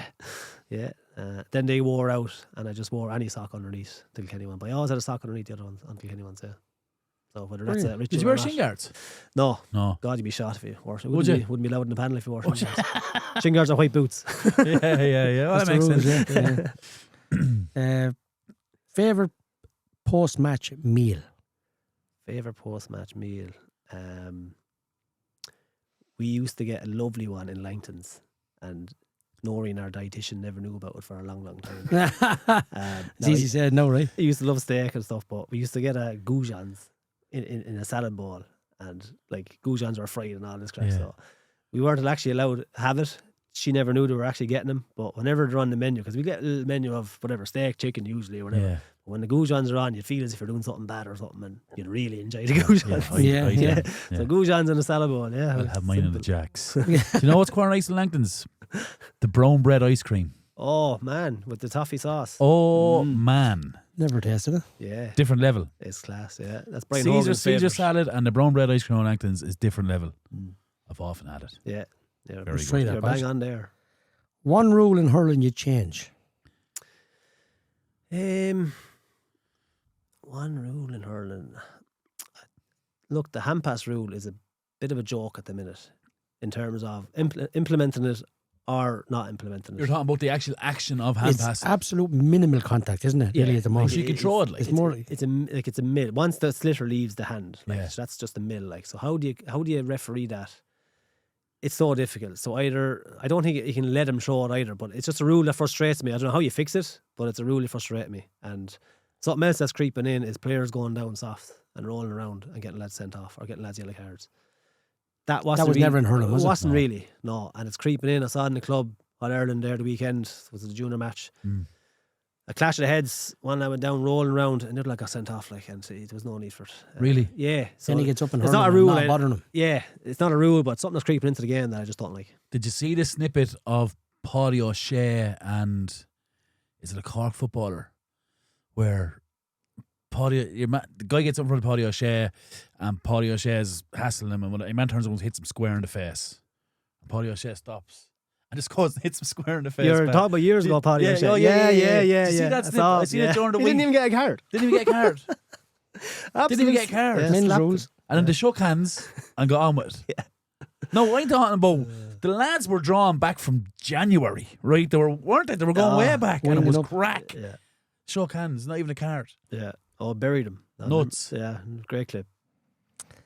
If you entered a room with everyone you ever knew, who would you look to first? Oh God. These are the new additions to these questions. I entered a room with everyone I ever If knew. you entered a room with everyone you ever knew, who would you look to first? Ah, God. Sure, I'd have to say my partner at this stage. Yeah. She's deadly, but we had a little baby actually only 3 weeks ago. So, Congratulations. Didn't know that. Yeah. Congratulations. yeah, so it'd have to be Orla, yeah, my partner. Brilliant. Last one for you. You're lucky. If you could, if you could know the absolute truth to one question, what would you ask? These are difficult questions. I was listening to you on the way down. These questions weren't in it. Yeah, We're spicing up a bit they're here, you new know. additions, Yeah. but Say it again. If I knew, If knew you the could know absolute the truth, absolute truth to one question, what would you ask? what would you ask? Say, is like an example would be, is the world flat or round? say it is round. I would say, but That is round, yeah. God, lads, I actually don't know. What would I ask? That's a Maybe I tough don't one. know. Yeah. What do you think? Would you value someone being proud of you? You say if you could ask Brian Cody, were you proud of me, Brian? And he has to give you the absolute truth. No, I wouldn't. Because I kind of learned just to be proud of myself, I suppose, more so. Brilliant. Not to be a cliche or anything. No, I get that. Yeah. No, just to be happy with what I'm doing. Yeah. What I would ask is, did we actually land on the moon? I don't think we did. Oh, let's get into that because I don't think we fucking did either. That's open up a fucking book of worms here now. And I was in NASA last summer. Oh, go ahead. Yeah, amazing place, but I'm super skeptical. We haven't been there since, like. No. And if you look at the it's suspicious, background isn't of that whole argument, it was the great, it was with all the technology in the world at the moment. it was the race between the Soviets Yeah. and the Americans, and the president of the US, Reagan, Yeah. his mandate was, Get there before. we'll get there before them. Yeah. We'll get there before them. So there's the, I'm not a conspiracy theorist, but there's a No, lot you're of. right. I've read a few things and seen a few things, and just a little bit sus. Well, the big thing is that all the technology, you've said it there. Like, we haven't been there since. yeah. Great film with Kevin Costner about hidden agendas, I think is it's called. Brilliant film. Yeah. Mm. Yeah. Do you have? I meant to ask you this. Were you on any team of the year? That's an all-star. Yeah. No. After winning 8 All Irelands. Yeah. How was no. that possible? A man of the match in the final as well. Yeah. What's possible, all right. I tell you that. Genuinely, I don't think I earned it fully in terms of a full year. I was injured for an awful lot of Leinster matches and came on for semi-finals and finals and stuff. And there was a lot of brilliant hurlers in front of me. Owen Kelly, I remember, got one in front. John Milan, Lara Corb. So brilliant hurlers in front of me. There was probably one year where I was very close to it, and that was 2012. And I was actually in line for kind of hurler of the year-ish territory. And we drew against Galway, and I didn't start the Ireland. I was dropped for Ireland the 3 weeks after, and I wasn't even nominated. But that was the only year I felt that I was in. I was close to it. I'll ask you another question. If you had 4 All Irelands in the bank and you got man of the match in your 5th All Ireland, would you got an All Star rather than your first one? Was age against you? Oh, great point, Pop. Yeah, Like if you were saying this lad's established, he's. Do you know what I mean? I do. And I don't want to be saying things. No, but bitter, but be honest. There's a small bit to it. Yeah. Absolutely. And I think even back then, the media picked. I think the media pick it now. I think I don't know. Anyway, I did feel that when you were actually more established as a player and gave a bit more of your time to maybe interviews and different things, and you're out there a little bit more, if there was a 50-50 decision, you're probably going to give it to the lad with it more established. And That's what I'm trying to get at. Yeah. there was a little bit of that, and I'm not absolutely not. But you're not bitter towards it. I know Not that. at all. You know that by you. I'd love to have one. Don't get me wrong, but I don't, and I'm But okay with it. I think anybody who has 8 All Irelands deserves at least one. You wouldn't Yeah. give back a medal and all Ireland for one of them, like. I wouldn't know, not for the crack. 100%. Oh God, Actually, where do you keep your medals? the father has him. Hopefully, I haven't seen him for a long time. He The is amount all of people who win it, yeah. trophies. Oh, I haven't and medals seen of me that. trophies. Elite athletes. Yeah. Yeah. And like, where's the medals? Oh, the young lads throwing around the room last week. I don't know. Yeah, but I You suppose know. you're coming back to the argument of what was your moment. It's about the dressing room and what your Yeah. experiences, I suppose. Yeah. Medals are fine and they're lovely to have. What and does all, but- McDargan say? Memories over medals. Memories over medals, yeah. Yeah, no, the father has him. I'm hoping he has him on here. He has them sold. I just found that fascinating how a man like that, 8 All Irelands, never got picked on an All Ireland winning, or an All Ireland, the best team of the calendar yeah. year, say, or whatever, an All Star. Close, maybe Yeah. 2012, probably in maybe another year as well. But no, I wasn't too put out about probably 2012, but that was because I didn't start. If I started the Ireland after that, possibility. But you don't play for the All Stars, right? No. You play for your county. You play for the medals. Yeah, Play look for in the your- back of your head, you're kind of thinking, God, it'd be lovely to get one, maybe. Yeah. But you don't really focus on that until the season's over. Yeah. Then you see your buddies and all the friends and lads, 9 Kilkenny lads picking up All Stars, and you're going, You can't come in. You haven't got an you know, All I didn't Star. get one. You know that kind of way. You are a little bit kind of saying, "Damn it, anyway." Yeah, just for yeah. that maybe month or four There's weeks. a fraction. Yeah, there is, of course there is, and that's just sport. That's just who people are. Well, who I am anyway. But then I just forgot about it. But it was never about picking up them things. It was always about, well, first of all, for me, just playing with Kilkenny. That was my priority. Mm. And anything else after that was just a bonus. And very lucky to come across brilliant guys, brilliant county board, brilliant manager. Very lucky time, and I'm very grateful for them years. Brilliant. Lads, just a quick reminder about our website. You can catch up on all the past episodes, keep up with what's new, and I know I've said this 60 weeks in a row, but there's news that are on the way. Go on to howisy.ie, look at our shop. You can purchase this fantastic jersey and many, many others. That's for you, by the way. Thanks so much for. Thanks very much, lads. You're much appreciated. Fair You're not, why they say you're much appreciated? Yeah, all right, It's much appreciated. Thanks. And thanks so much for coming on. I wish you all the success in the world going forward, even if you go into the dancing seriously. Well, I'm going up in, I'm going up in 3 But weeks. you're busy with media. You do a lot with KCR and. KCLR, and a few bits and pieces during the year. I do a bit with Off the Ball on John Duggan on Saturdays, and then a few extra little bits come out of the blue, do you know. So you're always kind of kept going. So, and do a little bit with Matt Cooper on Friday evenings and all time as well, which is grand because I never want to commit too much to it either, because I like my own time now, and I've given a lot of commitment to the hurling and to the game. So I do like not committing fully to things. Abby know as well, right? So Gotta commit to that. I'm going to be busy.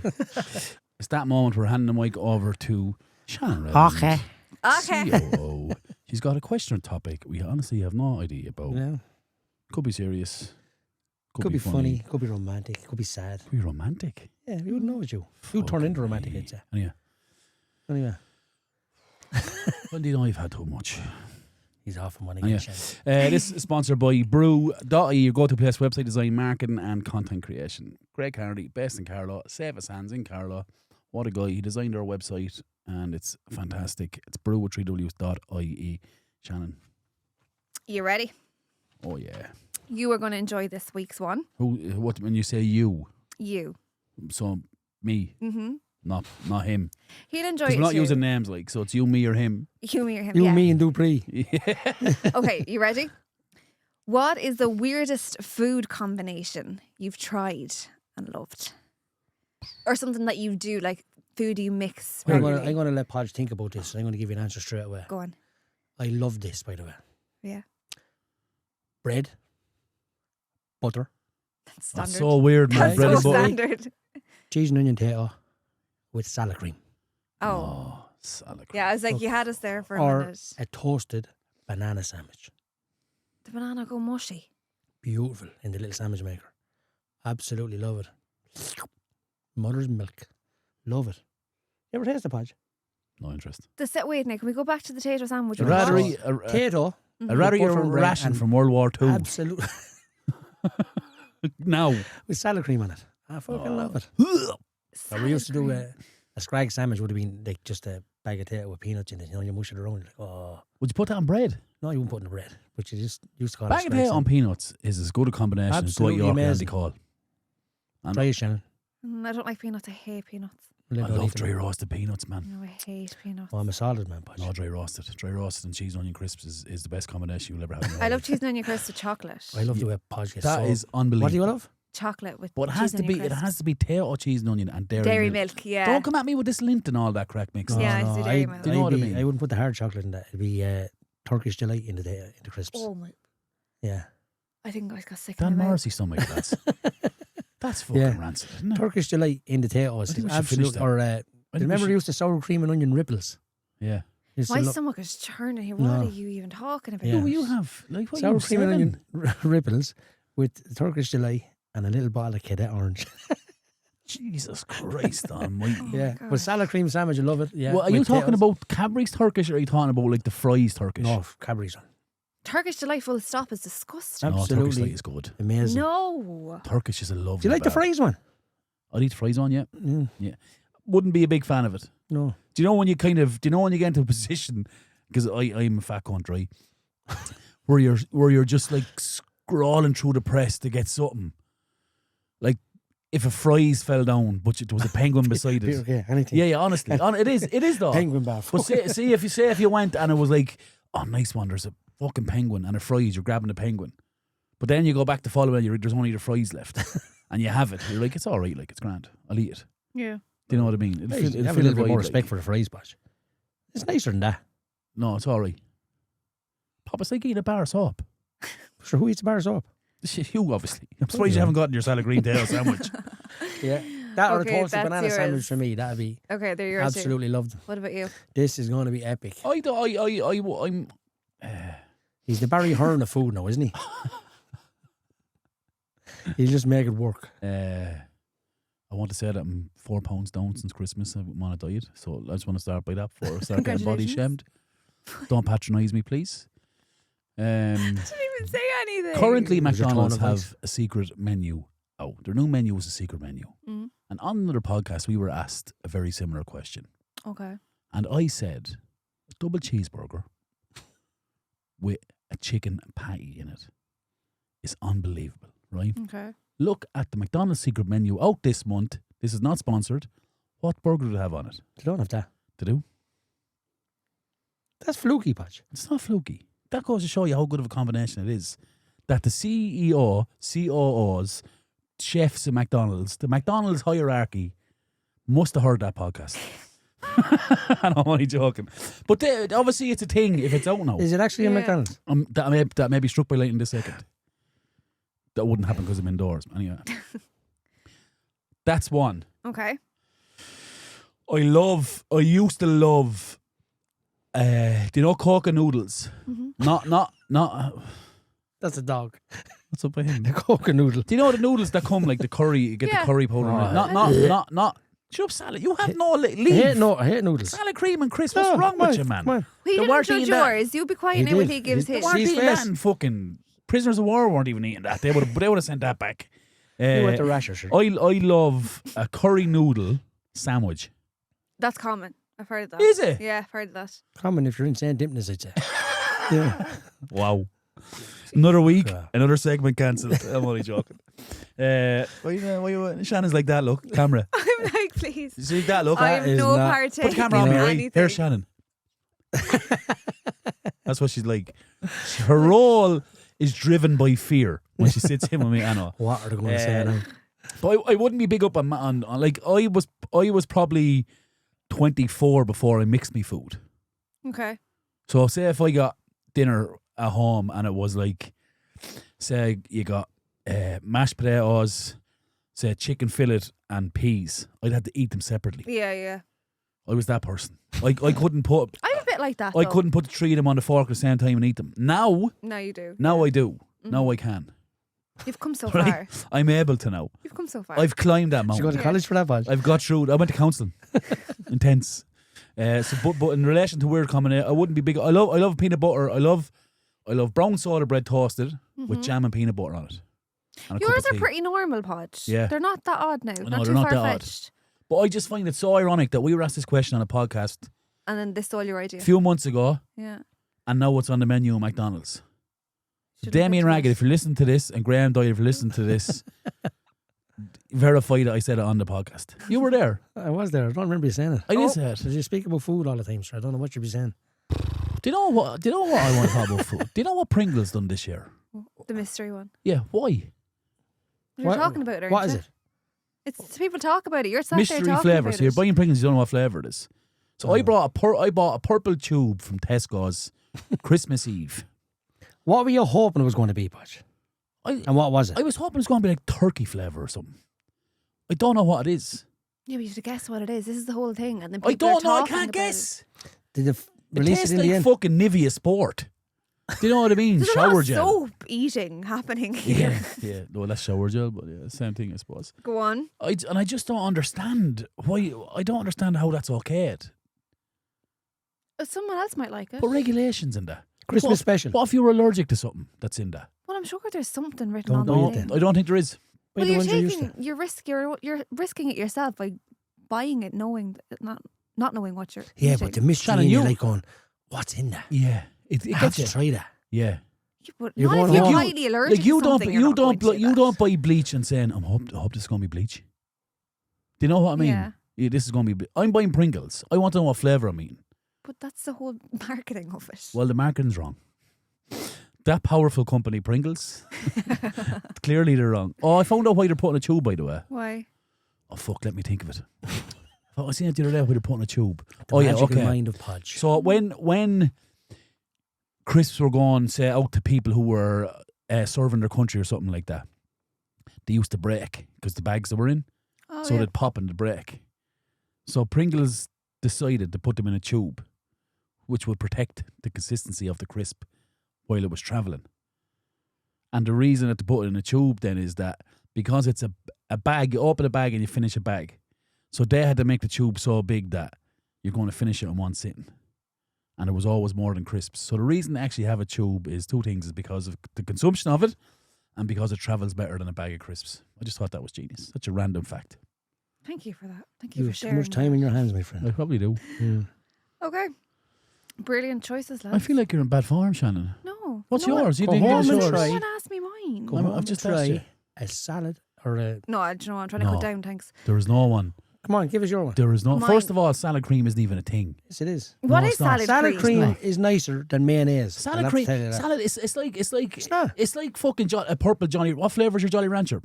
Purple. It's not a flavour. No. Salad isn't a flavour. That's your opinion. What do you Patch. mean salad cream? Opinions are like arseholes. Everybody has one. It's a fact. Yeah. But like if you, That's my if you opinion. get Caesar I love salad, them. I'm going to continue. Caesar I'm dressing going to is a send you a thing. video of me eating. I'm going to put the salad I cream want all all- on the side of my mouth. I want that's not cream. Yeah, salad cream. Anyway, Yeah, I love it. That's it. is there a camera facing him? No, what's the story? No one eats that. Everybody eats it. No one eats that. Right, okay. We're going to do a poll. on Don't that. Paul. Okay. Salad cream. Who eats salad cream in general? No, who eats salad cream and potato No, sandwiches? that's rare. Well, You're going to win that's that. not, yeah. Just because you got bet in the Cunt, music you're one gonna earlier on. win That's that. all. You're sour I grapes. didn't. I didn't get bet. You got whooped. Anyway, Shannon. What is it, Shannon? What's mine? Yeah. I've only noticed that up there. No, was that a smoke alarm? Yes. All right, sorry. Go on, Shannon. Safety and whatnot. Okay. Mine is, I have two of them. I love putting chips or crisps in ice cream, like dipping, especially chips. McDonald's. I love dipping McDonald's that chips before. into ice cream. Delicious. Ridiculous. Go on. Oh my God, it's delicious. Chips into ice cream? Yes, the most delicious thing ever. Or crisps sometimes into ice cream. Stunning. But it's not. It is so good. It's not because you're taking the flavour away from the chip or the It's crisp. not. It's the saltiness on the ice cream. It's Get salted caramel ice cream then. delicious. No. Delicious is no word either. By the way. What's the other one? The other one is if you put a toasted ham sandwich. I don't know if this is weird. Toasted ham sandwich. No, yeah, Wow. it's so strange. With salad cream? I put brown sauce on it. Oh yeah. Yeah, Yeah, Is That's that normal? okay. That's Yeah, okay. That's Is what that I saw. okay? Yeah. The way people do that? Favourite thing at Christmas after the dinner is done, salad in around cream and brown 5 or sauce 6. sandwich. No, in around 5 or 6 turkey on a sandwich with brown sauce. Absolutely shaboom. Yeah, I'd go mayonnaise on your Christmas Yeah, sandwich. why don't you though. buy some mayonnaise and add the salad But I cream don't along? put the sandwich. I don't put the sauce in the sandwich. I put it on top of the sandwich. What? Well, that's just turn it around, like What do you have to wear? just turn it around. Weldon loves it in a sandwich. Big Bird loves it. marigolds. That's the bone on the kettle. The sandwich coming now. Big Bird loves like No, it's toasted, so I let it get Welding all gloves. crispy. I'll let it get all crispy, and then I'll like basically put the sauce on the top. But what's the difference, Shannon? Why'd you turn it around? Shannon, you didn't just say that. What do you What's mean? wrong with Why you? Oh, can't it be on the inside? Because I don't like on the inside. It's It tastes weird. the same. It's the same stuff. No, because then it goes through the not the air fryer, the sandwich maker, the George Foreman. It's better than changing your clothes if you didn't eat a sandwich.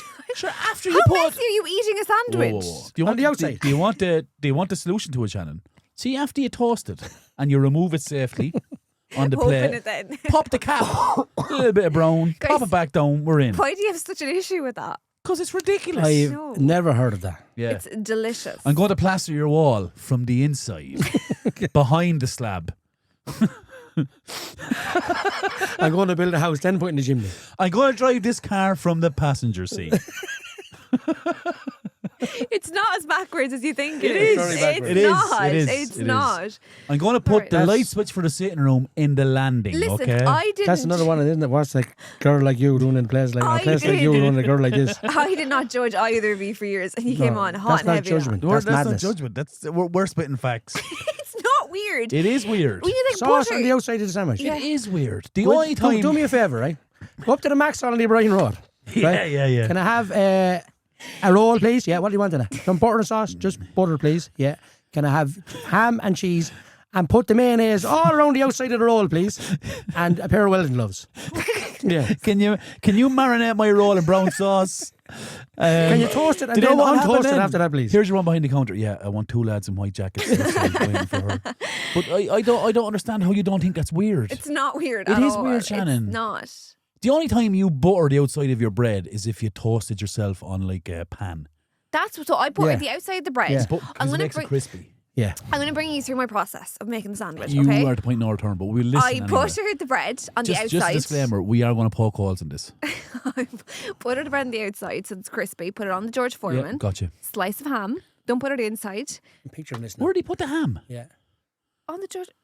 I take the ham from the washing line and put. Where you put that? So your So there's two a slice slices. of bread. No, there's a slice of bread face down with butter side down on the George so, Foreman so right we're now. currently like this. Yeah. Right. That's bread. A slice of ham goes on top. Yeah. Now the other slice of bread goes on top of that. I don't like Perfect. cheese. Yeah. Butter on the outside so it's crispy. And I let that cook away because I Yeah. like it extra crispy. Then I take it off, cut it, and I put the brown sauce on the top. So weird. Anyway, next day. What's next week, lads? It's so weird. That is weird. Not weird. weird. That's serial killer weird. Probably. it is. I don't know. I Yes. don't think it's weird. No, it's You odd, are Shannon. Rose West in disguise. Yeah, that's odd. No, Fred and Rose. Your auntie Rose? Fred and Rosemary West? No? Just buried about 15 kids in their house in Leeds, is it? Or Leeds? Or the Leeds? Oh my God. Because I put brown sauce on my Yeah, outside no, of my it's sandwich. not right. It's not human. It's the same level. No. Okay, guys, do you know what? If that was on the street, a dog would walk I don't over. think we should let you leave this unaccompanied, Liz. You leave Yeah, this you're going building. home alone. There's someone to pick Yeah. you up, won't you? Yeah, Get home safe. yeah. Can I ask you a question just on the brown sauce? Are you YR or are you just like any other? Heinz. Chef sauce. Chef. Oh, Chef. YR, Yorkshire relish. It's the No, only, it has it's the to be only brown chef. sauce. Chef is no, beautiful. YR. Rasher sandwich, bit YR sauce On the o- outside. on the outside. Rasher sandwich, rashers on the outside. I'm not buying that sauce. Why? Because the sauce is in the inside of the jar. But I want it saying on the that, outside of it. There is. So you roll the glass along the sandwich. Yeah, just roll it. Put the Where sauce do you on want? there, like. Where do you want your drink? Beside my glass. Do you know? But do you know there is a viral thing where they put the cheese? They have the cheese thing. Do you know? Like, say they have a burger and they pour the cheese on top of it and release it a bit like a fucking, I don't know. So like you probably are onto something. I am. I think it's perfect. No, but I won't be doing it, and it's not perfect. It is. It's stunning. It's not. Anyway, guys, that was great. Thank you. Thank you, Shannon. Yeah, Where are you going with your boots? The abattoir. that's harsh, Patch. Sorry. What's the habit? I don't know what anything is. That's them That's a sandwiches fact. fucking up your mind. Poor Boots Yeah. on the camera. She's going straight to the abattoir. Look, down to kill a few cows. That's the boots they're wearing, isn't it? Anyway, thanks, Shan. That was really enjoyable. Do you know what? I came in here in bad enough form tonight. You've got me. You've lightened me. You've lightened me straight up. You really have. Thank you, Shannon. Thanks, Shannon. Shannon at the moment currently can't speak. His jaw locked from laughing. I'm crying. Okay, thanks, guys. Bye. Again, lads, this episode is proudly sponsored by Carl Estimating. For all your construction, tendering and estimating needs, check them out, carlestimating.ie and all their social channels. Thanks again for coming on. Thanks, lads. Genuinely Yeah, appreciate it. Absolutely, yeah. enjoyable, No, yeah. yeah, we gave you a jersey. You have to wear that at least twice a week, and there has to be at least three social media posts. On your Instagram straight away. Hashtag, what's your social? What's your link? How is he? How is he? How is he? How is he? Yeah. Oh, no, not at all, yeah. Can we cut that? Oh, we didn't know who we fucking were. Cut that. Oh, I'm joking. That's it for this episode, lads, of the How Was He podcast. If you enjoyed it, make sure you like, follow, and share. We're on all podcasts and podcasts and social media platforms. A lot of lads actually like and follow and like things and listen to us, but don't actually follow us. I think it's like 70% don't follow us who listen to us. Just fucking follow us, will you? And if you don't like it, we'll be better next week, right? Anyway, as always, it's not my podcast. Not my podcast. It's Carlos' podcast, it's your podcast. Good luck and God bless. Brilliant.